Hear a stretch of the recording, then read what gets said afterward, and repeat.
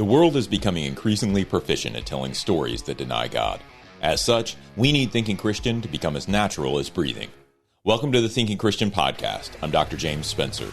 Through calm, thoughtful, theological discussions, Thinking Christian highlights the ways God is working in the world and questions the underlying social, cultural, and political assumptions that hinder Christians from becoming more like Christ.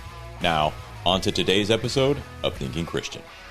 Hey everybody, welcome to this episode of Thinking Christian. I'm Dr. James Spencer, and I'm joined today by Dr. Ed Uszynski. Ed has worked for the last 30-some years with crew, athletes in action, and family life, and I know you're kind of going in different ways now, and you've written this great book that we're going to be discussing today, Untangling Critical Race Theory.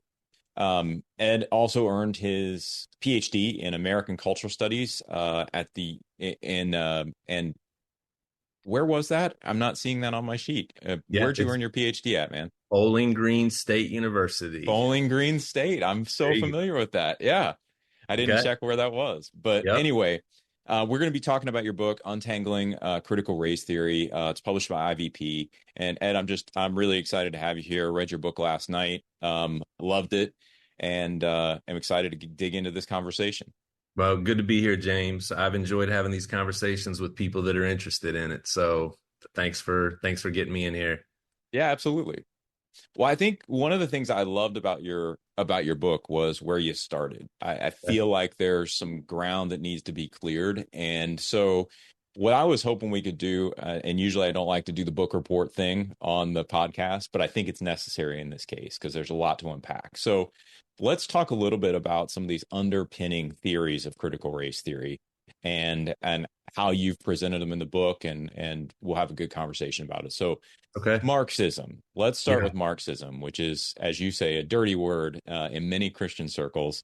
And just to preface, before you answer, I've done a fair amount of work with downstream people from Marx, Pierre Bourdieu, if you're familiar with him.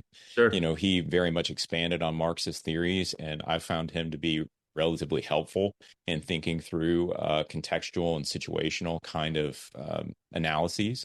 And so what do we need to know about Marxism? How does it really relate maybe we'll get to where it relates into critical theory, but how do we think about Marxism? What do we need to know?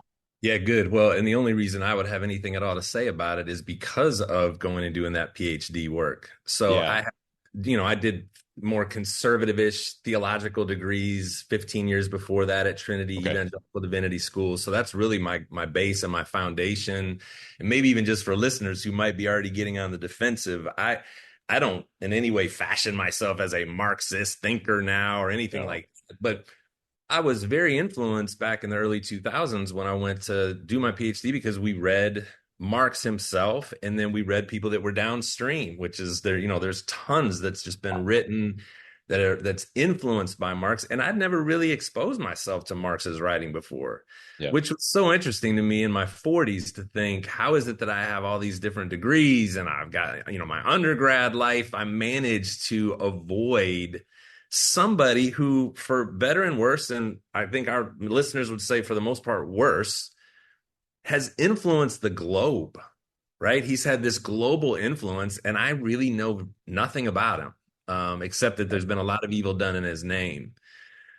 So when I first started to read him, what I realized is that I thought he gave actually on the science side of economy, he gave a robust critique of capitalist society and what life is like under the sun apart from God. I think that's a big piece of it too, that if you remove God from the equation altogether and you just look at the history of humans interacting with each other and how they organize themselves around money and economies, I thought what he wrote was quite fascinating in terms of just his critique of the way things all have come about throughout time, and that capitalism is not the only way of organizing ourselves. That may seem so obvious, but for me, I just had never even thought about that before, that it just seemed like capitalism was not just the best way, but it was a godly way, and it's the way it's usually been all over the world. But that's not the case.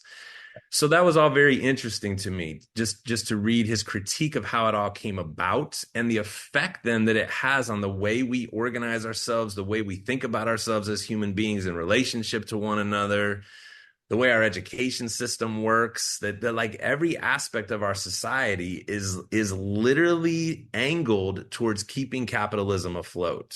So again, whether you agree or disagree with where he winds up going with that, it was very interesting to me just to recognize in ways that I never had before that was true. That it really was true, from top to bottom, politics, education, the prison system, our medical establishment, like every aspect of our social relations to one another are dictated largely by how money works. And in this case, how capitalism affects how money works. So that was very new to me. And then I thought there were just a bunch of things that, again, for better or worse, Marx drew attention to that I found that in my own more conservative evangelical Christian upbringing, especially amongst mostly white folks, just, to throw the racial component in there, and middle to upper class white folks, we could throw that in as well. Marx paid attention to things that I thought the Bible actually pays attention to this too, but for some reason, my own community tends to underplay these things. So what do I mean by that? Well, just paying attention to marginalized populations. I mean, one of the reasons why Marx is so popular around the world is because he gives voice to people that are being trampled by power and people that are being taken advantage of because they're vulnerable. Which again, I think, well, yeah, the Bible has an awful lot to say about that in both Old and New Testament. And yet within my own communities, we weren't paying that close of attention to that. He speaks truth to power. He's not afraid to critique capitalism and the way that we organize ourselves. He gives people a way to make sense of life without God in the equation. That's why people are attracted to him. So I'll stop. That was a long ramble, but those are all the kinds of things that kind of stood out to me that I just had never really thought about it before. And again, maybe people think, how could you have missed that? But somehow across 4 decades and living for 20 years within my Christian, my Christian world, I'd only ever heard Marx was evil and that's that. Never really understood what he believed or why so many people were attracted to him. You know what I found interesting, because I worked to Marx through Pierre Bourdieu, right? And Pierre Bourdieu took not just Marx's economic model. So Marx was more class-based, looking at the disparities between the classes and developing his theory from that more economic side, which you just explained. Bourdieu looks at it and says, well, no, this is about capital, but there's different sorts of capital. Yeah, good. There's all these different sorts of capital that exist. And so the way I've sort of tried to explain it as I've taught this concept to students and stuff like that is, if you think about the difference between a ballerina and an NFL lineman. Okay. Right. They have to have coordination. They both have to have strength. They both have to have, athleticism and a certain degree of understanding of movement and coordination, all those kind of different things. But you would never look to Baryshnikov to figure out how to be an NFL lineman. Okay. Yep. And so the game that you're playing, right, rewards certain attributes and characteristics that are different than other games. So ballet, you're not going to see probably a 400-pound lineman doing particularly well at ballet, right? No, and just in the same way, you're not going to find, a 170-pound guy doing particularly well as an NFL lineman. It doesn't mean that, there's no strength or whatever, but the what Bourdieu largely calls habitus, like these behaviors that are sort of conditioned by the context, those differ from field to field. And so you can kind of see how that structuring works, I think, in the context of a game. You do have sort of characteristics, attitudes, behaviors, skill sets that you have to develop in order to play as an NFL lineman that you never need if you're going to do ballet. That's good. Yeah. It's interesting. So, I pronounce his name Bordeaux, and I never knew how to pronounce it. It's a French name, but guys like him and others that were cut out of that same cloth that took sort of a Marxist lens and just spun it in a little different direction. So they weren't so much focusing on, the way economy works, but they were talking about different forms of capital. I thought that was fascinating, that I have social capital as a resource. In fact, I use that phrase a lot. in my ministry and with people that I interact with, because we all have different forms of social capital. We have capital that is, in a sense, given to us by the family that we grew up in, or the neighborhood that we grew up in, right? The school system that we had access to are all significant forms of capital that we wind up spending or using, stewarding in different ways as we move through life. I thought all of that was fascinating. And again, I never had been exposed to him in any of my theological studies. You mentioned habitus. I actually had a whole chapter in Untangling Critical Race Theory that was all nice. Yeah, and it ended up getting cut just because we ran out of space. But it was one of the things that I most wanted to stay in there, because I thought that is such a fascinating idea, that how we grow up shapes the way we see the world. So in the context of race, for example, where we're going in this conversation, we've all been shaped before we even realize it, and how we think about people that are different from us racially. Right. Another way of thinking about that is it's called racialization. I know maybe we don't want to get into this quite yet, but we're shaped to think a certain way. And once we start to take on a Christian mind, that Christian mind should be confronting those initial shapings and looking for ways they need to be transformed to represent a different kingdom. Right? I mean, that's the work of discipleship. It's the work of sanctification, that will be changed to be more in the image of Christ, and will reflect a kingdom that is already but not yet impacting this world that we live in. Okay, again, I'm getting off on things here, but that needs to be confronted in me. And it was Marxist thinkers that actually got me to really start paying closer attention to that, which surprised me. I was surprised that and again, a lot of people can't handle hearing that Marx or his proteges were actually helpful in my thinking as a Christian, but they were. It was interesting. I can remember, and this is a totally non-race-based example, but I remember I came into seminary and I had no background as an evangelical. I'd grown up Lutheran, but my parents were, it was what you did in a small town. You went to the Lutheran church. I wouldn't have called my upbringing particularly religious. Okay. And so I had no clue what I was doing going to seminary. The guy who was discipling me had just said, "You're too hard-headed to learn this stuff on your own. For me to teach this to you, you need to go and learn it on your own." He's like, "You should do an MDiv." Okay. And so I hopped in. I'd read maybe half the book of John and some of Romans, and just a little Bible studies and stuff. So I'm like total fish out of water. But what I quickly realized was a lot of these guys were second, third generation missionaries or pastors or whatever. They were already known in a number of different networks. They were getting opportunities to preach. They were getting opportunities to serve. They understood how to maneuver the church differently than I did. The guys that you were in seminary with, you mean? The guys that I was in seminary with. Okay. Yeah. And so you sit back and I'm like, wow, I kind of wish I could have those opportunities. But what I came on reflection, what I came to realize was this is in part why people are, and you mentioned this in the book, a little uncomfortable with meritocracy, because your network tends to breed opportunities. Good. And all of us have that, right? We just don't usually like it to be thrown in our face.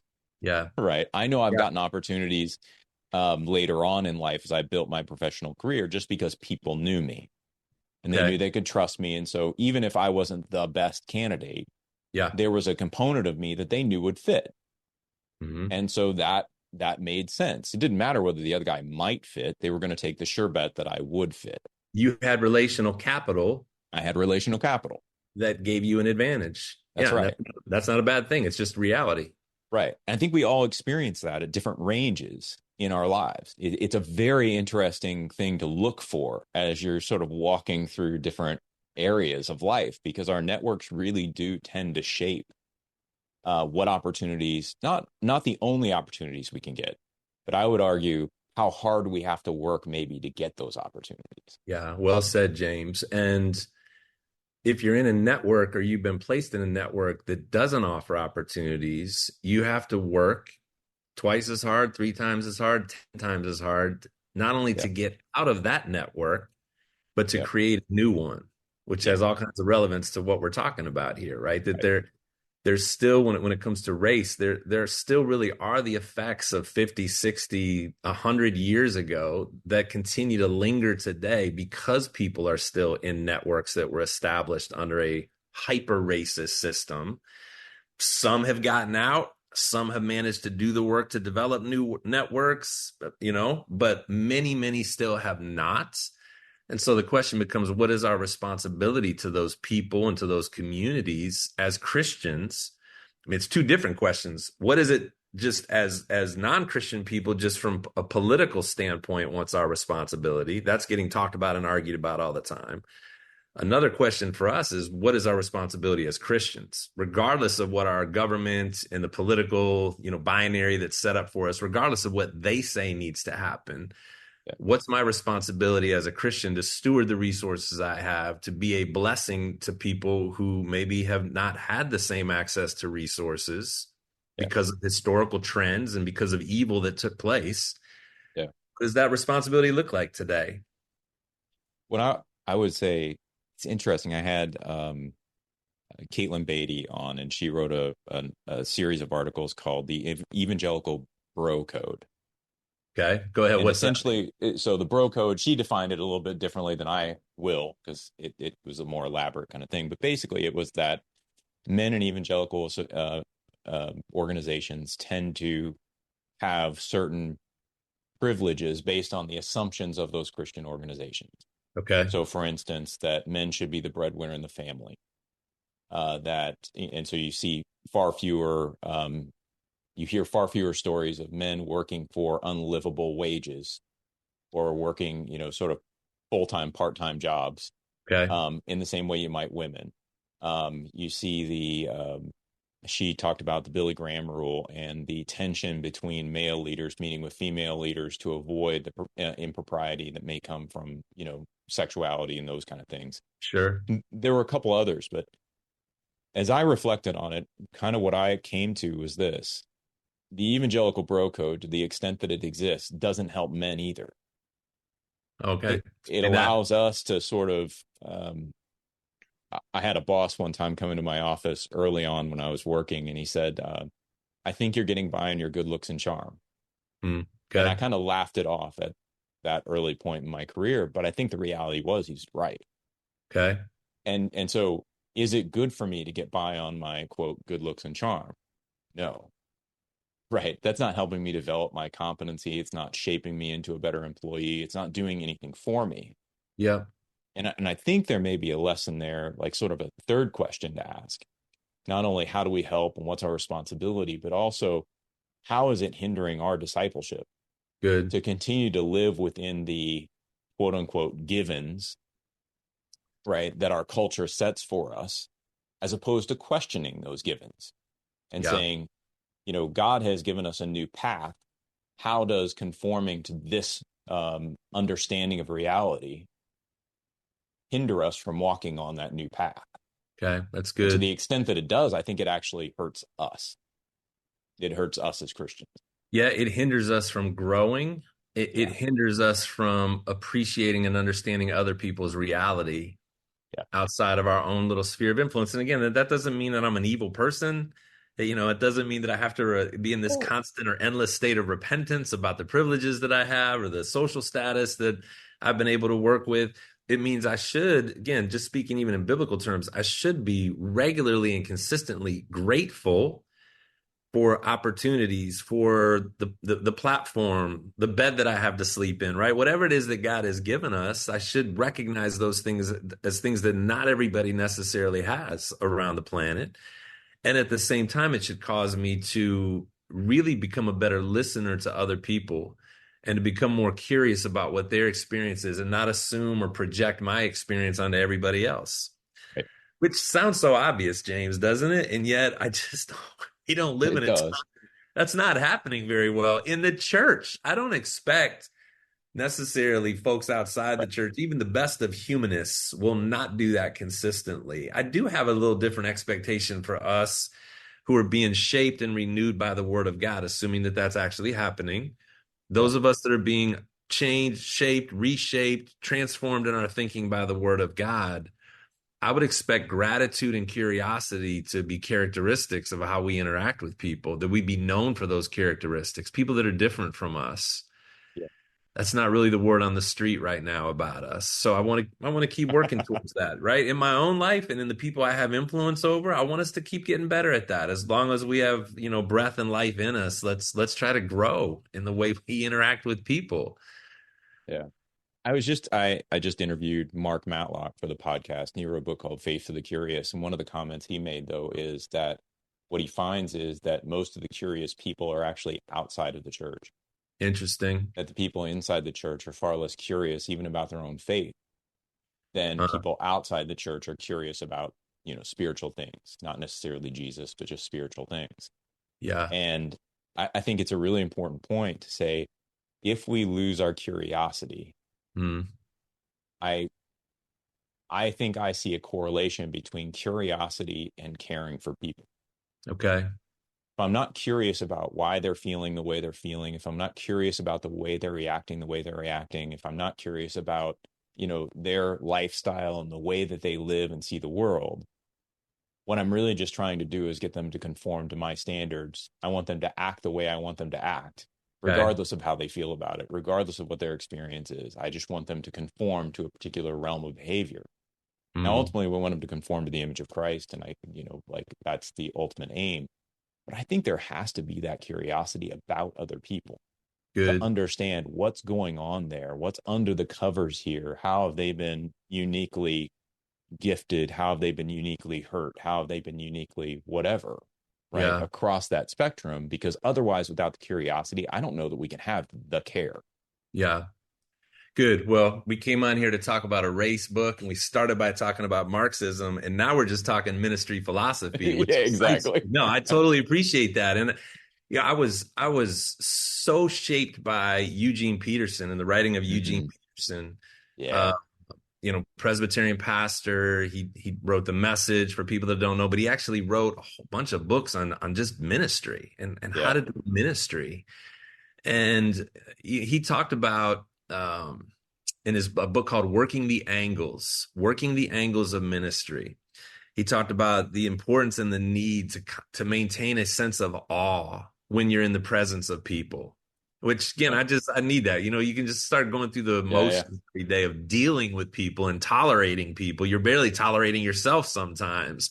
And he said the reality is every day that we're given, where we're in community with people, these people had a million different ways to not be here, to have died on the way here, right? To have had their body stop working in some kind of way. The fact that they're still alive and they're still in your presence means that God is still he's been doing something in them before they showed up in this moment. He'll be doing something after they've left your presence. Why did he bring you together for this time? What role do you play in maybe helping them move a little closer to the Lord, or having a little more joy today, or feeling hope to keep going? We're at such a deficit of hope right now in our culture. And what role can I play in bringing that into somebody's life? It gives a lot of purpose to life when you look at life that way, and you're interacting with people and just realizing that this is potentially a very special moment right here if I don't miss it. But I have to be then curious. That's what made me just think of it. I have to have a curiosity and a care for people. I need to ask the Holy Spirit to give me that sometimes when I'm so wrapped up in my own messiness that I stop seeing people.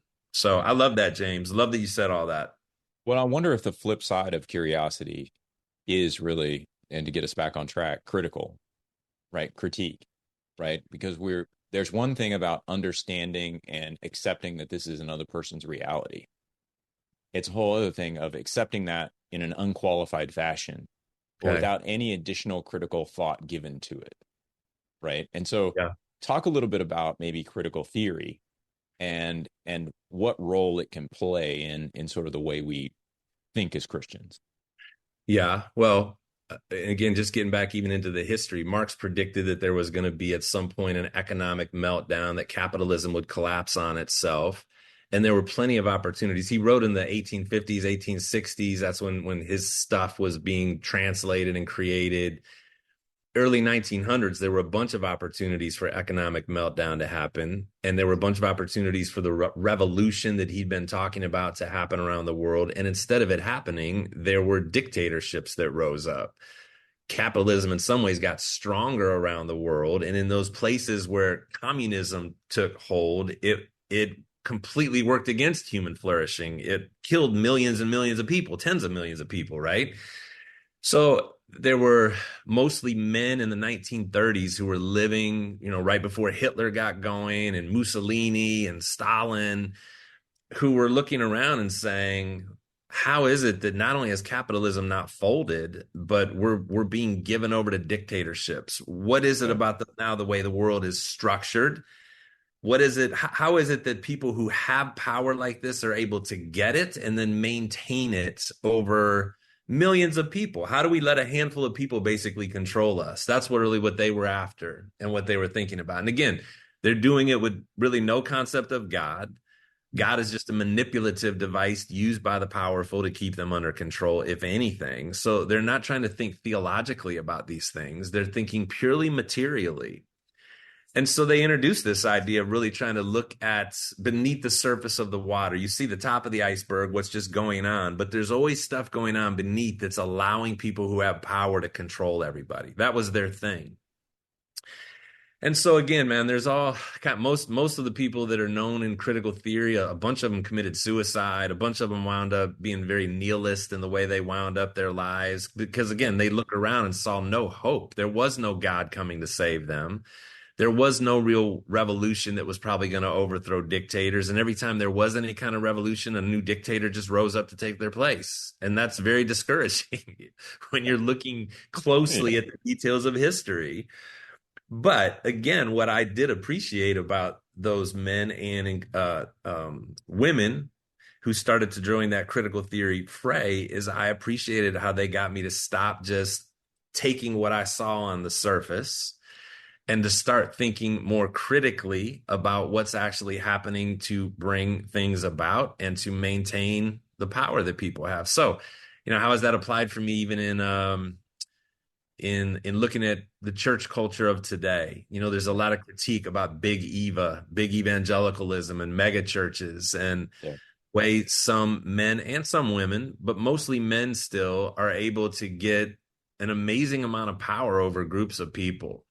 Right. And just studying and picking apart how that happens and why it is that people are susceptible to it. And again, how does money come into the picture? And what role does pride play in not allowing them to let go when they are doing things wrong? And the people that are around them, what happens when they're able to insulate themselves? And what's the psychology of the men and women that allow that to happen?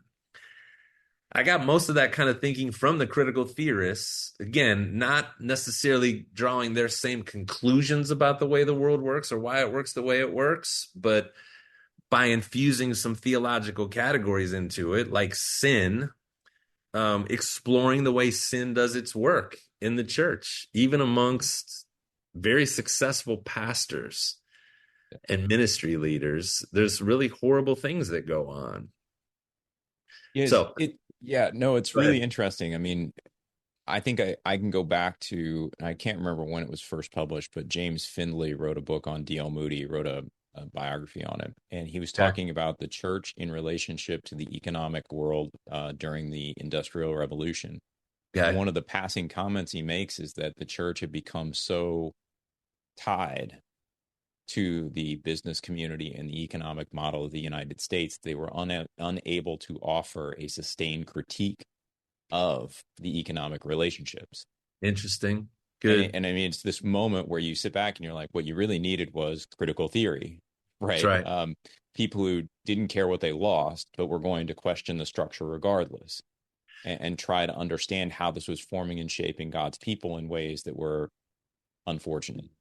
Good, James. Well, and the critical theorists, you just reminded me of something, because they weren't Marxists, but they were super influenced by Marx. Yes. They were influenced by that lens through which Marx was viewing the world. They were looking through the same, or at least a very similar lens. And so they were always critiquing the effect of capitalism, always critiquing the effect of the flow of money. We've all heard that saying, follow the money. And they were intense about that.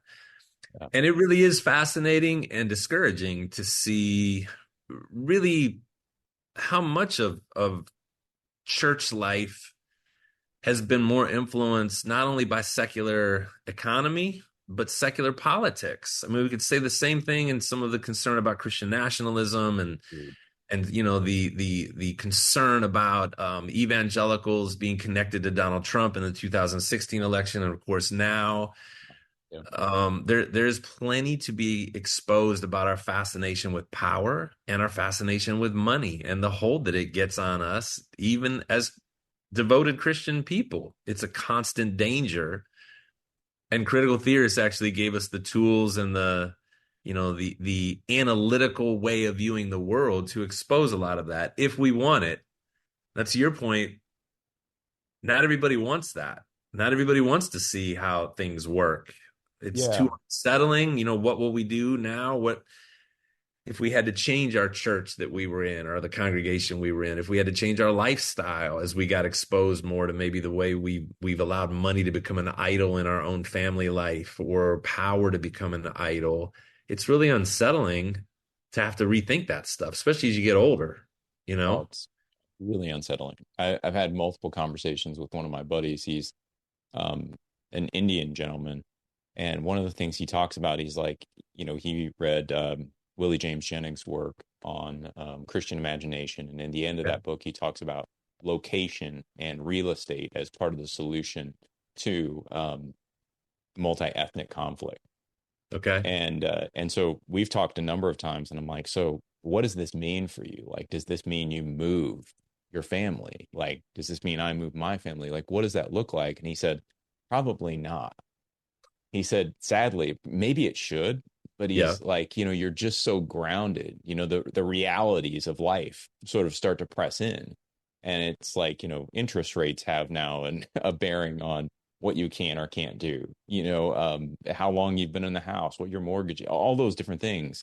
You start thinking about schools and all these different little areas of life sort of begin to influence the way you think about the importance of this issue. Is the way I would sort of phrase it. What am I willing to do in order to engage with it?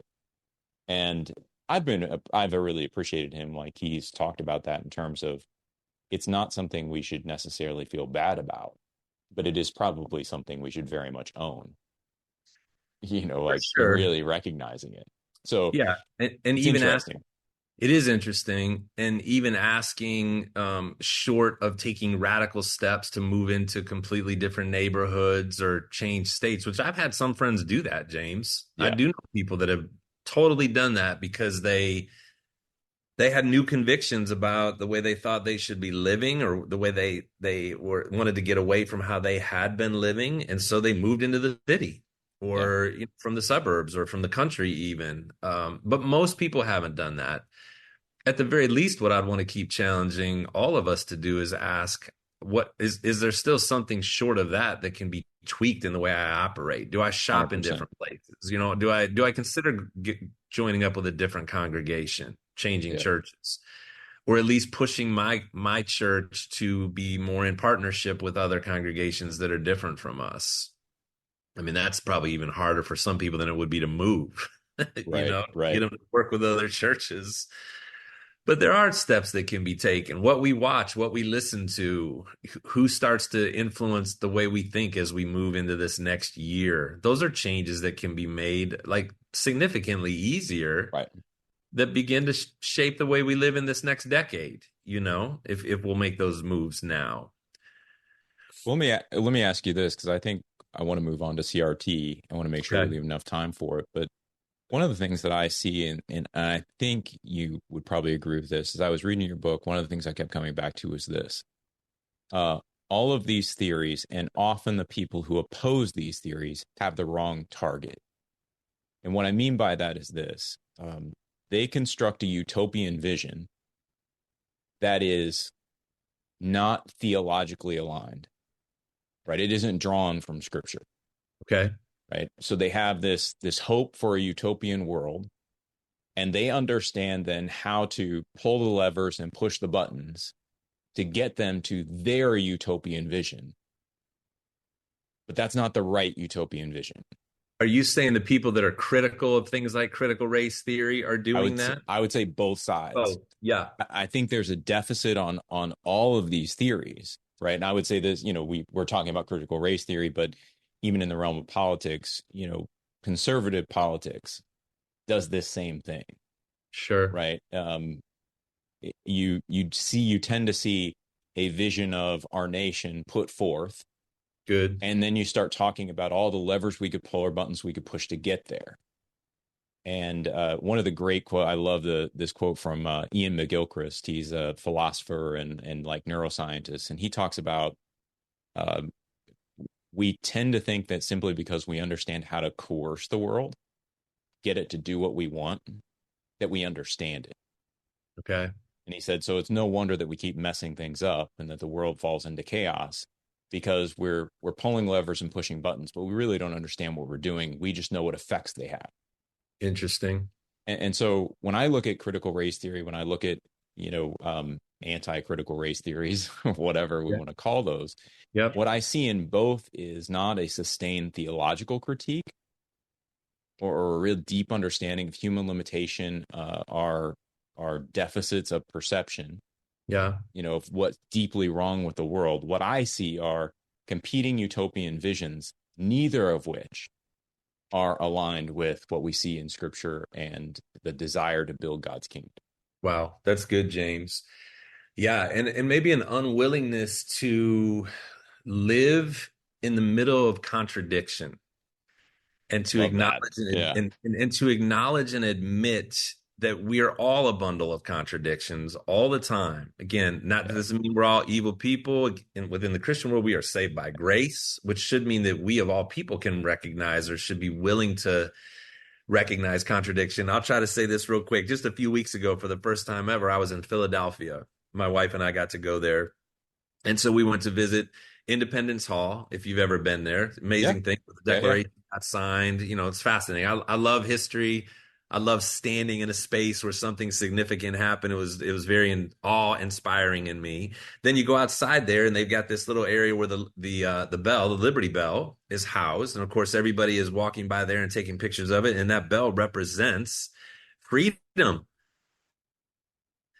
It represents this new experiment called the United States of America, where people can pursue life, liberty, and happiness, right? Then you move just a little bit further down the road, 100 yards, and it's where the president's house was for the first 10 years of the country, from 1790 to 1800.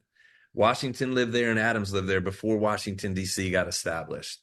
And in those 10 years, they lived there with slaves, with at least 10 slaves that served them and lived in the basement, okay? And there was a huge argument in the early 2000s about whether to preserve that reality and make that part of the Liberty Bell experience, okay? It's fascinating. Look it up, everybody. Go back and look on Wikipedia if you're not familiar with it, and see the fight that happened over that. And there were people who said, we want the Liberty Bell and that liberty experience just to be on its own. Let's just celebrate the ideal of what this nation is. And of course, the slavery thing happened, but that's a separate story. And there were others who said, it's not a separate story. It's completely intertwined. Right. And as you stand there, if you let yourself feel it, it is the ultimate contradiction that represents our nation, that it's this amazingly good thing. So again, is there American exceptionalism? Right. Should we go for that or not? It is definitely exceptional. And it is wildly blind to the fact that in its exceptionalism, it still maintained slavery and oppression of women. And, fill in the blank of all the other categories of people that really were still oppressed, even within this system right from the start. Okay. And so here we are a couple hundred years later, and they're still arguing over whether or not we can face that together and just allow ourselves to deal with that contradiction. I expect Christians who recognize that we are living as aliens and strangers in this world, and that there's another kingdom coming that's trying to break into this world that's radically different, that overcomes that contradiction in the gospel. I want us to be better at being not threatened by that contradiction. Yeah. Let's just look, again, we're talking about race in this context. Let's look at, because this is what the critical race theorists wanted us to do. Let's So we're in the 70s and 80s. And the critical race theorists were people, they were actually all, most of them were from law backgrounds. And they looked at what the work that the critical theorists were doing and recognized these are still all white folks who don't want to pay attention to the role that race is playing in the narrative. They won't look through racial lenses. So, and the people that are looking through racial lenses aren't doing it critically. So they wanted to bring the best of those two worlds. We're going to look at what's really going on beneath the surface of the water that people don't want to talk about, and we're going to focus and highlight race, especially in the context of law in their case.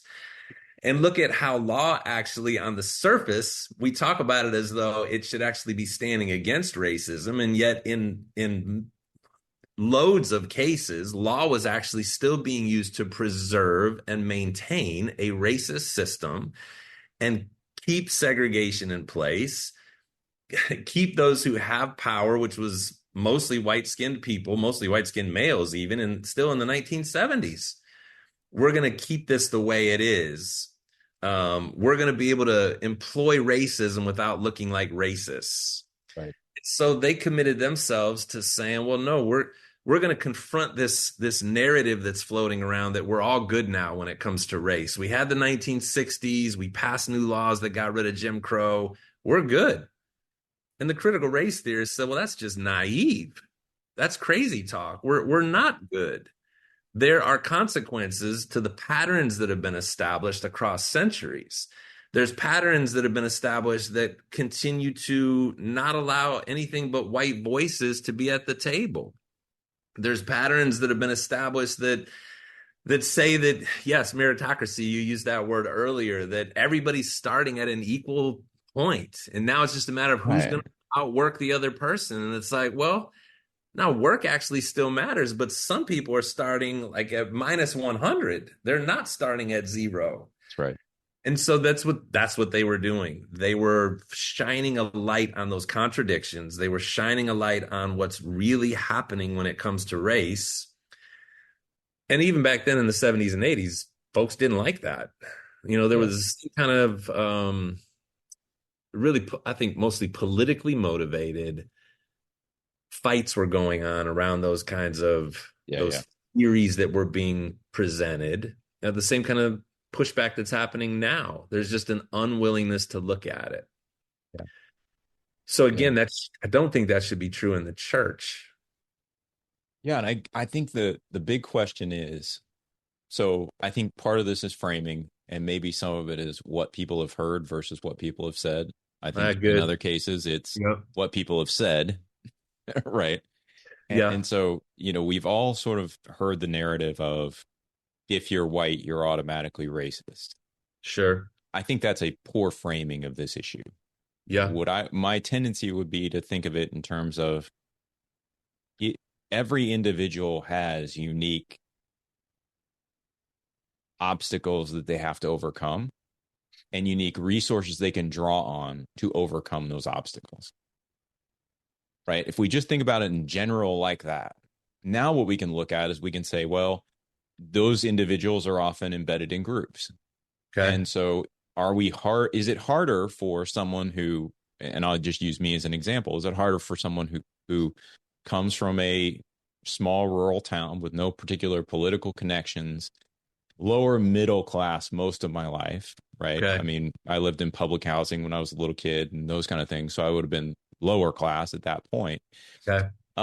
But, I also had a mom who had a bachelor's degree. She was a teacher. And so that was one of the advantages. It was like, you can look and you can see the school system, the academics is a way for you to move beyond where we are. It was cultural capital. It was cultural capital. It was cultural capital. That's right. Yeah. And so I think we all have to sort of acknowledge that and not feel particularly bad about it, while we also recognize that people in other groups and in other settings, and I grew up with some of them, did not have the same advantages I did, despite maybe even having better economic advantages or better class-based advantages. They just didn't have what I had. And so I think there's an individual orientation that we need to just recognize.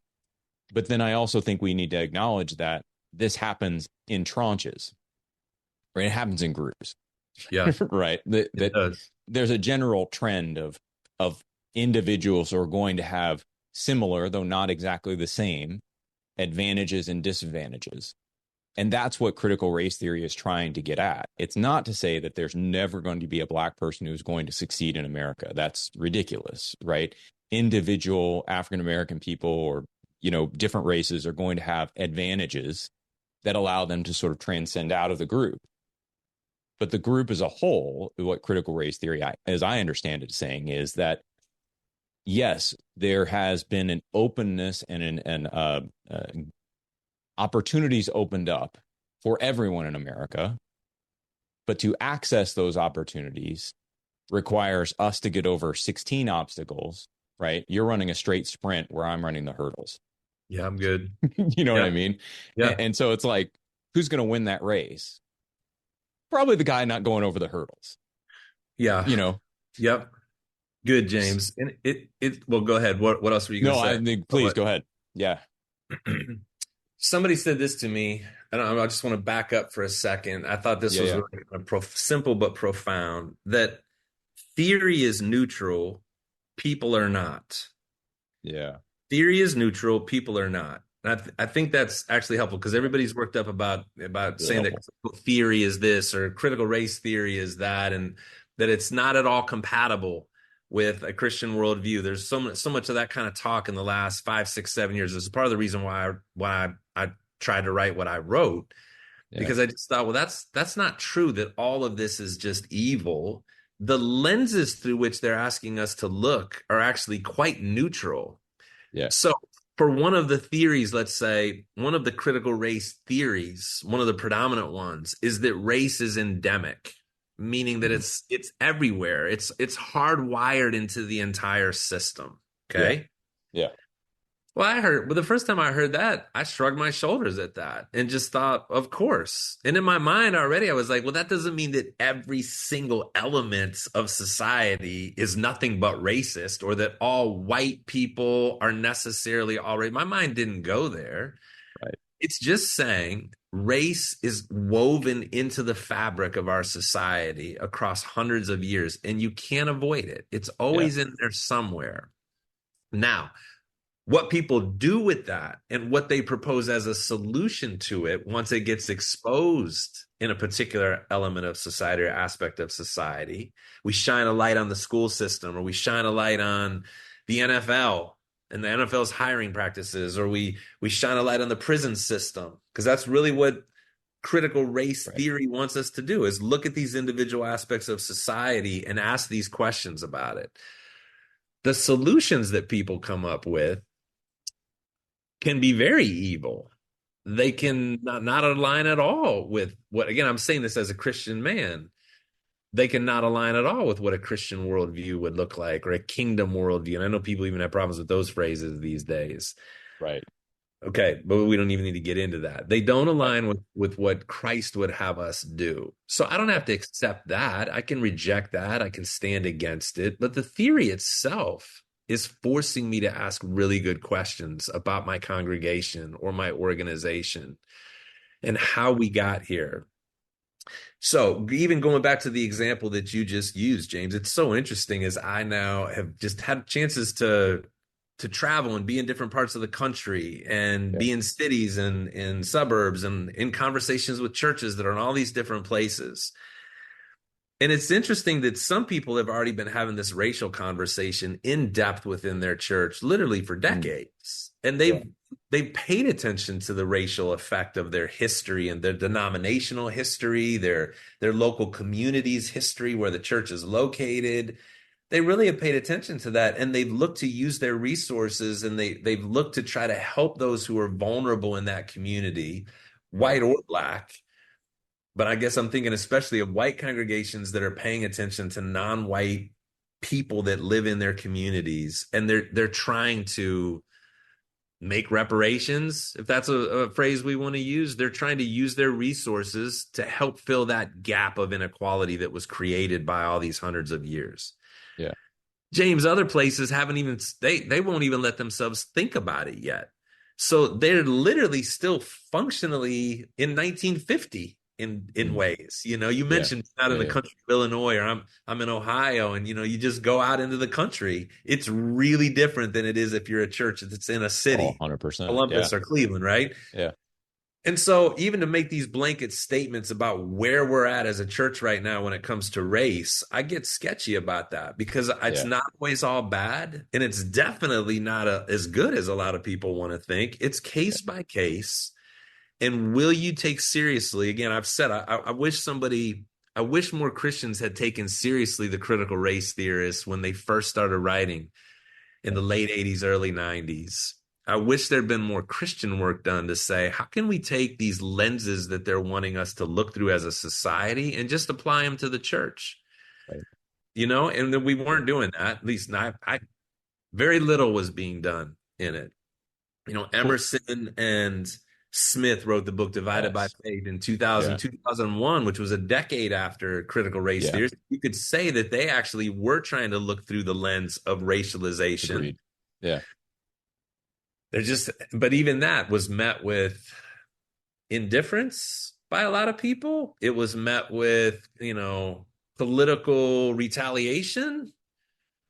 But there was a percentage of people that read it and said, all right, let's do something different in our space. Let's let this not be true about us anymore on our watch. And I appreciate that. So this book that I wrote is more just like you said, it's not, I don't know if you said this on the podcast or we were talking about it. I think it was before. Yeah. But it's clear. It's not trying to be controversial or trying to even take a side. It's trying to clarify how we got here, explain a little Marxism, explain a little critical theory, critical race theory, what it was, how it's getting twisted and distorted and talked about now, and where it goes wrong when it goes wrong. Yeah. But what's left over are the questions that they wanted us to ask 40 years ago. Right. How is it that you've never even heard of this before until it started getting talked about by Christopher Rufo and Fox News? These people have been around for 40 years writing about this stuff. Yeah.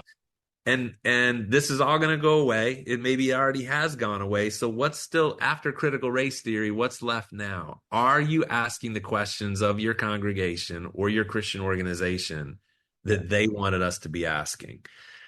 And that, frankly, Black brothers and sisters have been trying to get us, as white brothers and sisters and white leaders, they've been trying to get us to pay closer attention to these things for decades. And again, some have done it, others not so much. Well, I think if we wanted, because I know a lot of people are still going to be uncomfortable even thinking through critical race theory. And my hope is that our conversation has opened up a little bit of a window to say, okay, I can read it critically.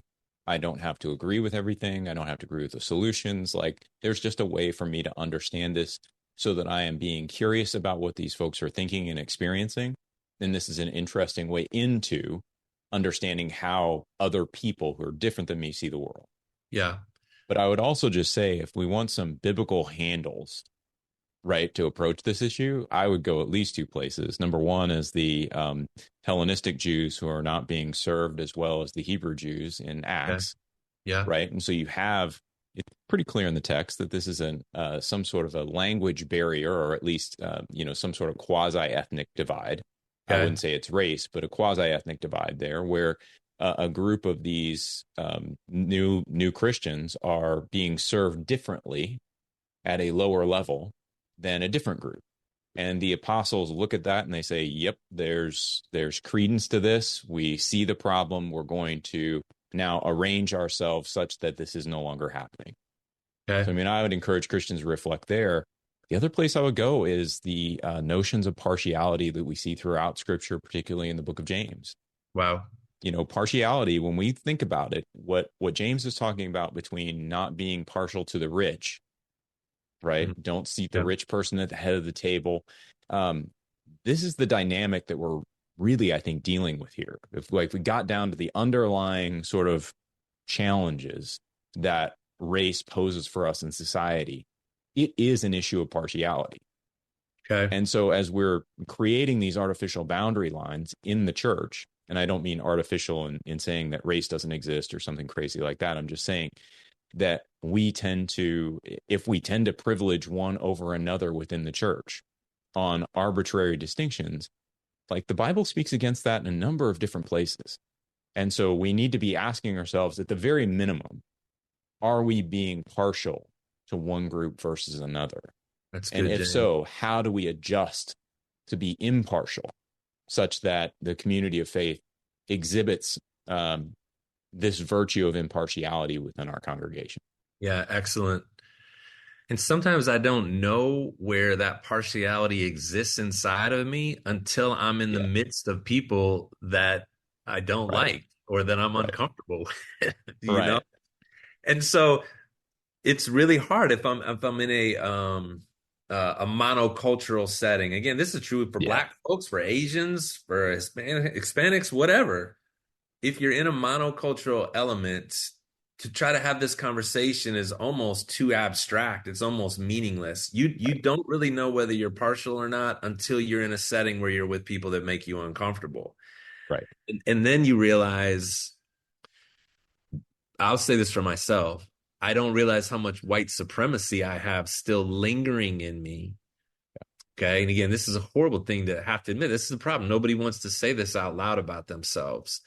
I don't mean white supremacy in the sense of just blatant, overt hatred towards people. I really don't feel that inside myself. I feel like that's been largely cleansed out of me.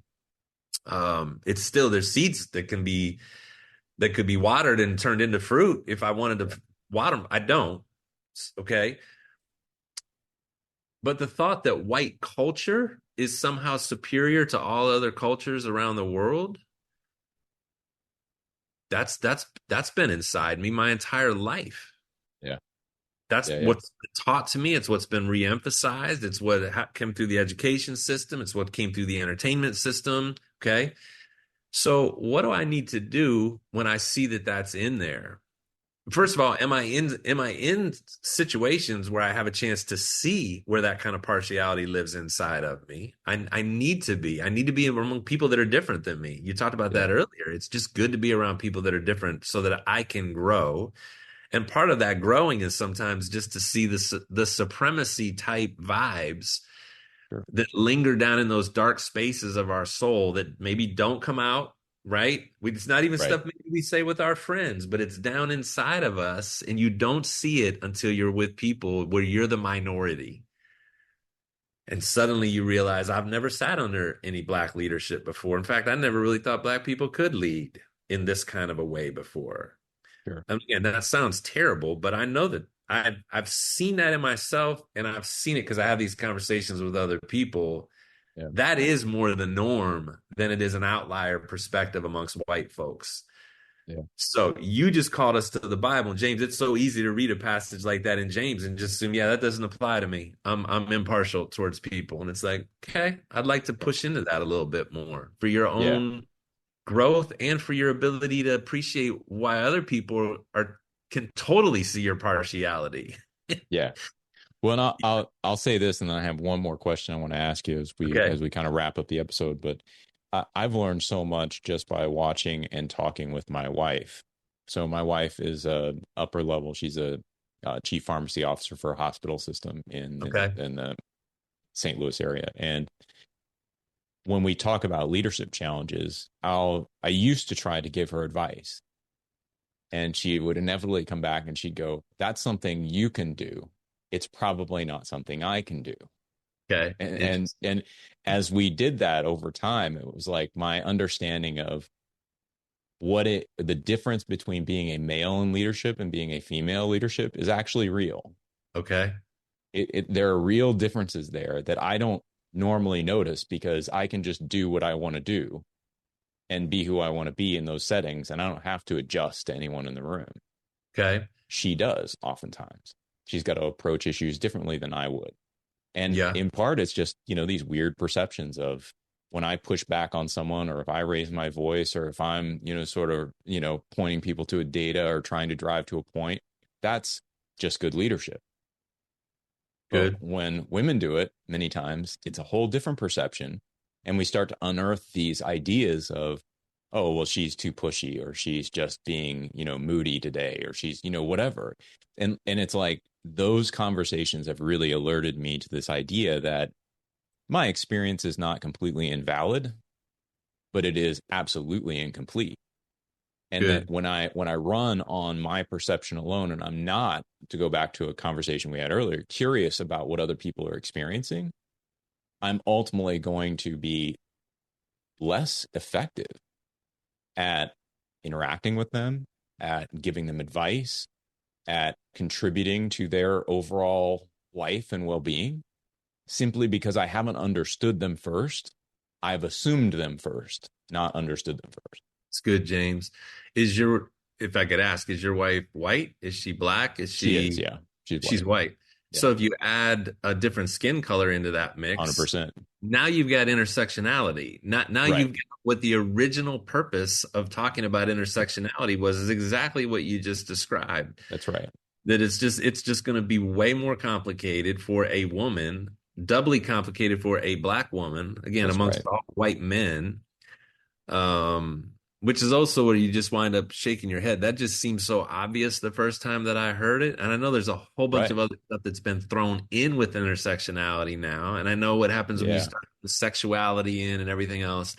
But the original documents that were written about intersectionality were about being a black woman trying to work amongst white males, and the multiple levels of hurdles, to use your language, that would need to be leapt over in order to have an equal voice at the table. Unless those guys didn't work, unless they'd done the work to make sure that that wasn't the case. And most of the times that's not happening even now. When I think even some of the earlier cases that Kimberly Crenshaw cites in like Mapping the Margins or some of her early articles, she had a legal focus as well. She was demonstrating the way that you could have justice for black, but not justice for black women. Yeah. I remember one about layoffs in the 70s, I think, at Ford or something like that. And, you have all these black women who had been laid off because they didn't have seniority in the company. They were the lowest ones on the totem pole. But what people didn't recognize was that they hadn't allowed women to be hired, I think, until, like 5 years before or something like that. Yes. And so, of course, they didn't have any seniority. They weren't being hired previously. Yeah. But then the court had to rule, was there a double victim status? Because the company wasn't being prejudiced against blacks because they hadn't laid off all these black men who'd been working there longer, just the black women. They were basically saying you can't have a dual aggrieved status. Now I'm doing that from memory. I think good, that's James. No, that's pretty good. Okay. But I mean, I think that, you just sit back and you think about that and you're like, wow, that's kind of messed up. It really is kind of messed up. And there's no way to just sit there and go, well, on a legal basis, I suppose that makes sense. I don't know that making sense makes it better. That's right. It's and some would say, I mean, you would call that unjust. It's an injustice that the system allowed it to get to that point. And now if you don't make any kind of compensation for that, if there's not an intervention to change that, then that unjust system will continue to operate the way it operates. Right. So I think it's a great question if people are brave enough within the church to ask themselves, in what way has our history, I think I've already said this, the way we hire, the way we choose what ministries we support, the way we preach through the Bible and which texts we select or don't select, the way what social issues do we care about and why? Right. All that has a racial component to it. All of that has a racial history to it. And if we just summarily dismiss that right away, or call it CRT, or call it something, this is evil, this is Marxism, that's even worse. Just call it Marxism. And then we don't have to talk about it anymore. The reason why I wrote the book is to say, can we slow down? Can we slow down and just think about, even James, this has been great, this hour that we've talked about all these things. Let's just slow down, and from a secure place, anchored in Christ, let's look at what's happened socially in our space, wherever it is we find ourselves living, whatever our community looks like. And let's do this kind of assessment. and let's have these conversations. And before the Lord, let's ask, does anything need to change? Is there still a dividing wall that exists between us and other groups of people? We all want to just assume and clap and say the dividing wall has been torn down. Well, it's been torn down between us and God through the person of Christ. And it should be torn down between us and people. We're not judging one another on the basis of ethnicity or gender or these things, right? Paul says that. That's not how we're dealing with people anymore. That's and right. Yet, before the Lord, we're not. And yet, in our day-to-day living, we've got a great history of doing that very thing. We have totally lived on the basis of skin color and ethnicity and gender and sexuality, and we've separated on the basis of these things. So where there's still a dividing wall, let's do the work to tear it down. If our dividing wall has been torn down, we can celebrate that, and we can try to do more outreach and bring more people into that if we have found a way to live well with each other across racial lines and gender lines. And I just hope more people will be willing to do that work again and not just dismiss this thing called critical race theory because we just don't really want to deal with it. Yeah. Well, I mean, I think we could go for another hour on this, man. I mean, this has been a great conversation. And I've enjoyed it. I really appreciate you being here. And for all the listeners, what I would just say is I would really recommend getting Ed's book, Untangling Critical Race Theory. It's from IVP. He does an excellent job of doing just what he said he wanted to do. Let's clarify some of these issues. Let's understand what they are. Let's try to dig into them, not necessarily accepting everything, but understanding them such that we can take a breath. And from a place, we should be grateful that we live in a kingdom that cannot be shaken, right? Hebrews 12:28, right? We're in no danger here. And so we can entertain some of these ideas and understand where other people are coming from and hopefully build the body of Christ in a way that is compelling and interesting and demonstrates the difference that Christ makes in our world. And I think, Ed, you've done a fantastic job with the book. So I really recommend Untangling Critical Race Theory to all of the listeners. If you're at all interested in this issue, if your church is struggling with it, I think this is a fascinating and really important work that Ed's put together here. So I'd recommend it wholeheartedly. Thank you. I appreciate that endorsement, and I've enjoyed this hour. Thanks, man. Yeah, me too. Hey, we will catch you all on the next episode of Thinking Christian. Take care, everybody. Just want to take a second to thank the team at Life Audio for their partnership with us on the Thinking Christian podcast. If you go to lifeaudio.com, you'll find dozens of other faith-centered podcasts in their network. They've got shows about prayer, Bible study, parenting, and more. Hey there, it's Nicole Eunice from the How to Study the Bible podcast, and I'd love to invite you to join us as we weekly discover a passage of God's Word together.